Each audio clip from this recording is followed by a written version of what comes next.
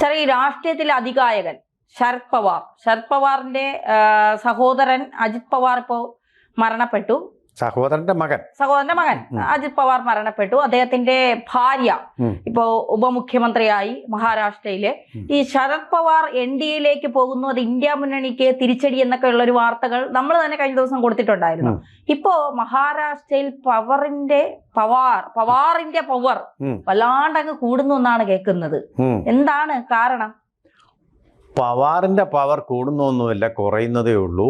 പക്ഷെ BJPയുടെ പവർ കൂടും എന്നുള്ളതാണ് അവിടുത്തെ ഒരു ഫലശ്രുതി. അത് ഞാൻ വിശദീകരിക്കാം. ഒരുപാട് കാര്യങ്ങളുണ്ട്, സങ്കീർണമായ ഒരുപാട് കാര്യങ്ങൾ.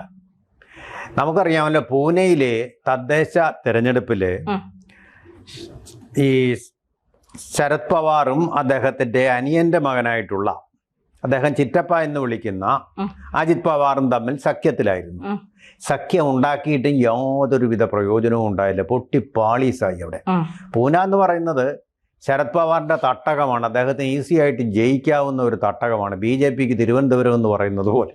എങ്കിലും അതുപോലും കാണിക്കാൻ പറ്റിയില്ല, തകർന്നടിഞ്ഞ് തരിപ്പണമായി പോയി. മണ്ണോടി 5 സീറ്റ് മറ്റാണ് കിട്ടിയത്. രണ്ടുപേരും കൂടെ ആഞ്ഞു പിടിച്ചിട്ടും കിട്ടിയത്, മനസ്സിലായില്ലേ? കഷ്ടപ്പെട്ടിട്ടും ഒരു പ്രയോജനവും ഉണ്ടായില്ല. അപ്പോൾ ശരത് പവാർ വിചാരിച്ച്, ഇനി അജിത് പവാറിനെ, കുടുംബത്തിലുള്ള ആൾക്കാരാണല്ലോ, ഇവർക്ക് ഈ വലിയ കുടുംബസ്നേഹമുള്ള ഒരു കുടുംബവും കൂടാണിത്. നല്ല പണക്കാരുമാണ്, കരിമ്പ് കർഷകരുടെ കുടുംബമാണ്, കരിമ്പ് വ്യവസായികളുടെ കുടുംബമാണ്, അതുപോലെ തന്നെ നല്ല പണമുള്ള കുടുംബവുമാണ്. മഹാരാഷ്ട്ര മുഴുവൻ വിലയ്ക്ക് വാങ്ങിക്കാൻ പണമുള്ള കുടുംബമാണ്. മറാത്തകളുടെ വലിയ സപ്പോർട്ടുള്ള ഒരു വിഭാഗം ആൾക്കാരാണ്, കൗശലക്കാരുമാണ്. അങ്ങനെയുള്ളവർ രണ്ടുപേരാ ഇനി നമുക്ക് എൻ്റെ കാലമൊക്കെ കഴിയാറായി, നമുക്കിനി ഒരുമിച്ചങ്ങ് പോയാൽ ഈ കുടുംബത്തിനകത്തൊരു അലസണ്ട വേണ്ട.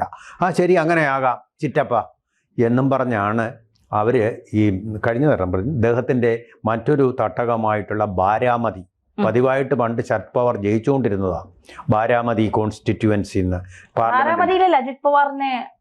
അവിടെയാണ് ഈ അപകടം ഉണ്ടായ സ്ഥലവും അവിടെ തന്നെയാണ്. അതിൽ ദുരൂഹതയൊക്കെ പറയുന്ന വേറൊരു കാര്യം, ഇത് വണ്ടി ഓടിക്കാൻ കഴിവില്ലാത്ത പൈലറ്റാണ് ഇത് ഓടിച്ചതെന്നാണ് പറയുന്നത്.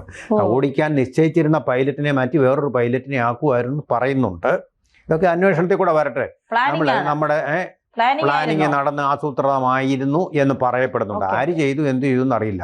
എന്തായാലും ശരത് പവാർ അത് ചെയ്യില്ല. ശരത് പവാർ അത് ചെയ്യാനില്ല എന്ന് പറയാൻ കാര്യം, അവരൊരുമിക്കാനിരുന്ന ആൾക്കാരാണ്.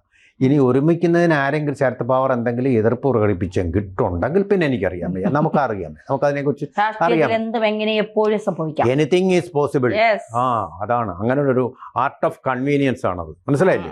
അടുത്ത നിമിഷം ശത്രുക്കളായിട്ട് തീരും, അങ്ങനെ ഒരു സംഭവം അവിടെ ഇരിക്കട്ടെ. എന്തായാലും പക്ഷെ അതിന്റെ ഫലമായിട്ട് വലിയൊരു കാര്യം സംഭവിച്ചു അവിടെ.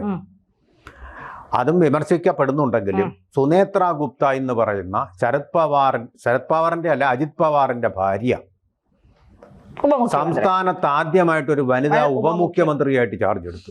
സംസ്ഥാനത്തിന്റെ ചരിത്രത്തിലാദ്യമാണ്.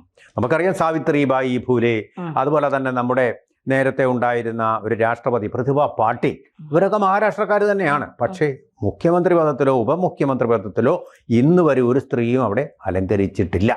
ആ സ്ഥാനം, ആ ഒരു അഭിമാനം കൂടി കൊണ്ടുവന്നിരിക്കുക. പക്ഷേ അപ്പോഴത്തേക്കും കണ്ണു തള്ളി കണ്ണുകടിയായി ആർക്കൊക്കെ? കോൺഗ്രസിനും അതുപോലെ തന്നെ ശരത് പവാറിൻ്റെ പാർട്ടിക്കുമൊക്കെ. കാരണം ഇത്രയും നേരത്തെ എന്തിനാ അങ്ങനെ?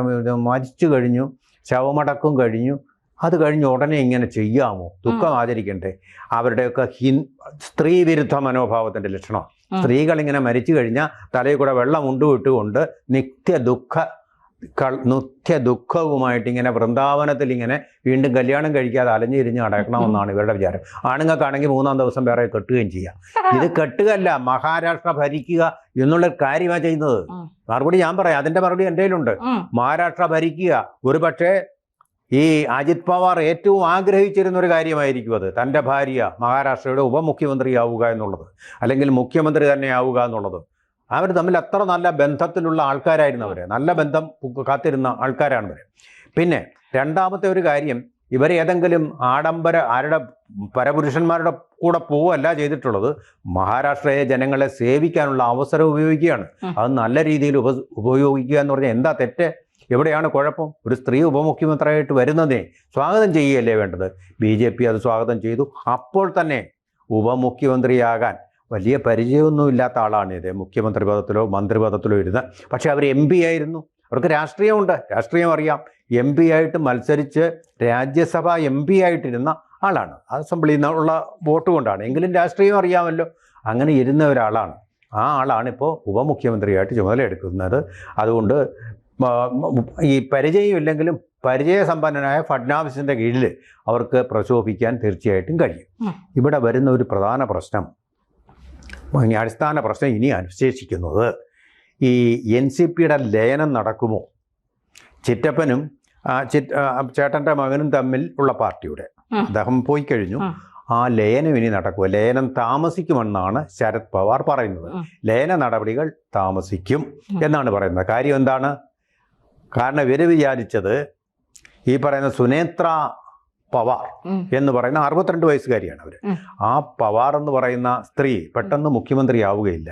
അപ്പോൾ കൂടുതൽ ബാർഗെയിനിങ് പവർ ആർക്ക് കിട്ടും? ശരത് പവാർ പക്ഷത്തിൻ്റെ NCPക്ക് കിട്ടും. എന്ന് മാത്രമല്ല, അദ്ദേഹത്തിൻ്റെ ലക്ഷ്യമെന്ന് പറയുന്നത് അദ്ദേഹത്തിൻ്റെ മകളായിട്ടുള്ള സുപ്രിയ സുലെ അവരെ ഉയർത്തിക്കൊണ്ടുവന്ന് തൻ്റെ സ്ഥാനത്താക്കാൻ വേണ്ടിയിട്ടാണ്. ഇപ്പൊ അതിന് വലിയൊരു കണ്ടസ്റ്റ് വന്നിരിക്കുന്നു. കേന്ദ്രമന്ത്രിയാക്കാന്ന് പറഞ്ഞില്ലേ? അവർക്ക് കേന്ദ്രമന്ത്രി ആര് എന്ന് കിട്ടാന്? കേന്ദ്രമന്ത്രി ആവണമെങ്കിൽ അത് വരട്ടെ, അതിലേക്ക് വരും. ഇപ്പൊ ഇന്ത്യ മുന്നണിയുടെ ഭാഗമാണ്. ഒരിക്കലും അവർ കേന്ദ്രമന്ത്രിയാവാൻ പോകുന്നില്ല ആ മുന്നണിയിൽ ഇരുന്നുകൊണ്ട്. ഉറപ്പാണ് അടുത്ത കാലത്തെങ്ങും നടക്കാൻ പോകുന്നില്ല ഒന്നും. അല്ലെങ്കിൽ അങ്ങനെയാണെങ്കിൽ എങ്ങനെയാ അവിടെ ആവാൻ പറ്റില്ല. അങ്ങനെയാണെങ്കിൽ MP ആയിട്ടിരുന്ന ആളാണല്ലോ ഈ സുനേത്ര പവാറും ആണല്ലോ. അവർക്കിപ്പോൾ പദം രാജിവെച്ചുകൊണ്ടാണ് അവരിപ്പോൾ ഉപമുഖ്യമന്ത്രിയാവും. അപ്പോൾ അതിൻ്റെ അർത്ഥം എന്താ? ആ MP-യേക്കാൾ ഉയർന്ന ഒരു പോസ്റ്റിലേക്കാണ് അവർ വന്നിരിക്കുന്നതെന്നല്ലേ? അല്ലെങ്കിൽ രാജിവെക്കുവോ? അപ്പോൾ പവർ കൂടുതൽ ആർക്കാ? ഇപ്പോൾ സുനേത്ര പവാറിന് ആണേ, സുപ്രിയ സുലൈക്കല്ല പവർ ഉള്ളത് എന്ന് പറഞ്ഞു കഴിഞ്ഞാൽ ഇവർക്ക് ബാർഗെയിനിങ് പവർ കൂടി. അജിത് പവാറിൻ്റെ പാർട്ടിക്ക് അജിത് പവാർ പോയോണ്ട് ബാർഗെയിനിങ് പവർ കുറഞ്ഞിട്ടില്ല, കൂടിയിട്ടേ ഉള്ളൂ. വനിതയുമാണ്. അപ്പോൾ അവർ തീർച്ചയായിട്ടും നേതൃസ്ഥാനത്തിലേക്ക് വരാൻ വേണ്ടി ശ്രമിക്കും. ലയിച്ചു കഴിഞ്ഞാൽ, അതായത് സുപ്രിയ സുലയേക്കാൾ ഉയർന്ന സ്ഥാനത്തേക്ക് അവർ ഡിമാൻഡ് വയ്ക്കും. കാര്യം പറഞ്ഞത് മനസ്സിലായോ? കാരണം ഉയർന്ന പദവിയിൽ ഇരിക്കുന്ന ആളാണത്. തന്നെയല്ല, ആ പദവിയിൽ ഇരുന്നുകൊണ്ട് അവർക്ക് ജനസ്വാധീനം വർദ്ധിപ്പിക്കാനും കഴിയും. മനസ്സിലായി? അതിനുള്ള അവസരം ഫഡ്നാവിസ് കൊടുക്കും. അതോടുകൂടി NCP ശരത് പവാർ ഒന്ന് ഒതുങ്ങും, മെരുങ്ങും. അതുകൊണ്ടാണ് ഇപ്പോൾ കൺഫ്യൂഷനായി. എന്നാൽ പിന്നെ ഇന്ത്യ മുന്നണി നിന്ന മകൾക്ക് ഇനി എന്തെങ്കിലും ഗുണമുണ്ടാവണമെന്നേ അദ്ദേഹത്തിനുള്ളൂ. അദ്ദേഹത്തിന് ആരോഗ്യ പ്രശ്നങ്ങളുണ്ട്, കണ്ടില്ലേ? സംസാരിക്കാൻ പോലും ബുദ്ധിമുട്ടായി. അത് മാത്രമല്ല, അദ്ദേഹത്തിന് അസുഖമുണ്ട്. അദ്ദേഹത്തിന് സംസാരിക്കുമ്പോൾ അത് ക്ലിയർ ആവുന്നില്ല. അല്ല, പിന്തുണ ഇപ്പോഴും ഉണ്ടായിരുന്നു. അപ്പോൾ ആ ഒരു അവസ്ഥയിൽ എന്തായാലും അദ്ദേഹം തീർച്ചയായിട്ടും പോവാണ്. ആ ഒരു അവസരത്തിന് വേണ്ടിയിട്ട് ഇവിടെ നല്ല ബാർഗെയിനിങ് നടക്കും. പക്ഷേ ശരത് പവാറിന് വരെ രക്ഷയില്ല. ഈ പറയുന്ന പോലെ അദ്ദേഹം 90 വയസ്സായ ആളാണ്. ഇനി അവസാനമായിട്ട് അദ്ദേഹം ഇനി ചെയ്യാൻ പോകുന്നത് രണ്ടിനെയും കൂടി ലയിപ്പിക്കുക എന്നുള്ളതാണ്. കാരണവരായിട്ടിരിക്കുമ്പോൾ തന്നെ രണ്ടിനെയും കൂടെ ലയിപ്പിക്കുക.